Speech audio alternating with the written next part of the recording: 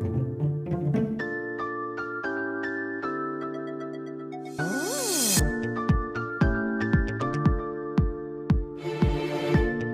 Everyone, কেমন আছো তোমরা সবাই? আশা করছি তোমরা সবাই খুব ভালো আছো আর আমিও খুব ভালো আছি। আজ বানাচ্ছি গাজরের হালুয়া। চলো রেসিপিটা চটপট করে দেখে নেওয়া যাক। সবার প্রথম গাজরগুলোকে নিয়ে খুব ভালো করে পরিষ্কার করে ধুয়ে নিতে হবে। তারপরে একটা শুকনো টাওয়েল দিয়ে সমস্ত গাজরগুলোকে একটু ভালো করে মুছে নিতে হবে, কেননা গাজরেতে প্রচুর ময়েশ্চার থাকে, সেই জন্য একটু ভালো করে মুছে নিলেই ভালো। তারপর ওগুলো টাওয়েল দিয়ে ভালো করে মুছে নিয়ে এক এক করে ওর খোসাগুলো ভালো করে ছাড়িয়ে নিয়ে সামনের আর পেছনের দিকটা ঠিকঠাক করে কেটে নিতে হবে।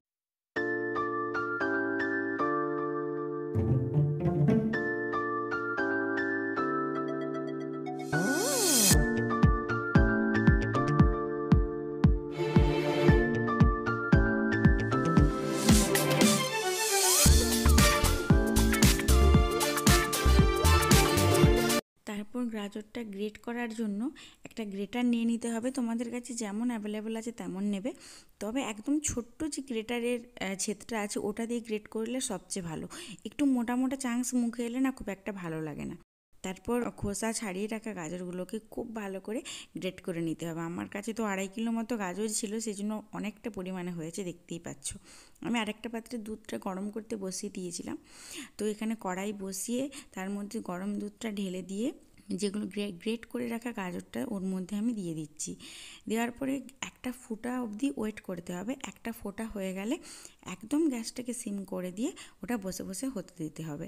আমার কাছে যেহেতু 2.5 কিলো গাজর আছে, সেজন্য আমার করতে কিন্তু অনেকক্ষণ সময় লেগেছে গাজরের হালুয়াটা। তোমাদের কাছে গাজরের পরিমাণটা কম থাকলে টাইমটাও কিন্তু অনেকটাই কম লাগে। প্রায় 1 ঘন্টা মতো পরে এখানে দেখতেই পাচ্ছ কনসিস্টেন্সিটা কেমন হয়েছে, অনেকটাই মরে গেছে দুধটা। গাজরটাও কিন্তু অনেকটা পরিমাণে সেদ্ধ হয়ে গেছে, মোটামুটি 80-85% গাজরটা সেদ্ধ হয়ে গেলে তারপরে কিন্তু এখানে চিনি অ্যাড করব। তার আগে কিন্তু চিনি কোনো সময়তেই অ্যাড করবে না। প্রথমেই যদি গাজরের চিনি অ্যাড করে দাও তাহলে কিন্তু একটা টক ভাব চলে আসে, যেটার জন্য গাজরের হালুয়াটার টেস্ট কিন্তু একদমই বাজে হয়ে যায়। এটা সবসময় খেয়াল রাখতে হবে। তবে গাজরের হালুয়াতে চিনি অ্যাড করে দেওয়ার পরে কিন্তু আবার একবার জল ছাড়বে, যেটা দেখতেই পাচ্ছ কতখানি আবার মনে হচ্ছে যেন অনেকটা জল হয়ে গেছে, কিন্তু না, কিছুক্ষণ গ্যাসটা ফ্লেমটা বাড়িয়ে দিয়ে ওটা হাত কিন্তু চালাতে থাকতে হবে সবসময়, না হলে কিন্তু নিচে লেগে যাওয়ার প্রচুর চান্স থাকবে। তারপরে তোমাদের কাছে যার কাছে যা ড্রাই ফ্রুটস অ্যাভেলেবেল আছে উপর থেকে ড্রাই ফ্রুটসটা দিয়ে দেবে। দিয়ে দেওয়ার পর আবার একবার খুব ভালো করে নাড়িয়ে নিতে হবে। এবারে তোমরা কিন্তু এখানে মাওয়া অ্যাড করতে পারো। আমি এখানে মাওয়া অ্যাড করছি না, আমি এখানে মিল্ক পাউডার অ্যাড করছি। কাজটা কিন্তু দুটোর সেম হবে। তোমরা যদি মাওয়া অ্যাড করো তাতেও যা কাজ দেবে, তোমরা যদি মিল্ক পাউডার অ্যাড করো তাতেও কিন্তু সেমই হবে। তবে সব কিছুই কিন্তু অ্যাড করবে চিনি, ড্রাই ফ্রুটস এগুলো অ্যাড করার পরে। উপর থেকে তারপরেই দিয়ে দিলাম ঘি। তোমাদের কাছে যেমন আছে তেমন দেবে। আমি মোটামুটি এখানে 4 বড় টেবিল চামচ মতো ঘি দিয়েছি এখানে।